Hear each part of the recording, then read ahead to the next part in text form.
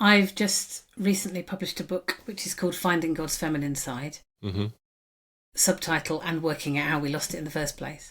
I love that subtitle. And that journey began with a conversation with a friend who just randomly, fairly casually said, been thinking, if men and women are both made in the image of God, then God must be as much female as male. And what was really interesting to me was my internal response to that.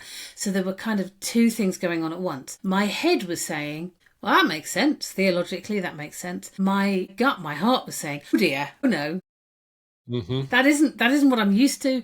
That isn't a thought that sits comfortably. That makes me feel like I'm maybe moving outside of orthodoxy, and words like goddess kind of were flicking in my mental space. And that I thought was really interesting. I thought, what is it about that suggestion that God might be as much feminine as masculine? What is it about that is so troubling? Am I right to be troubled by that?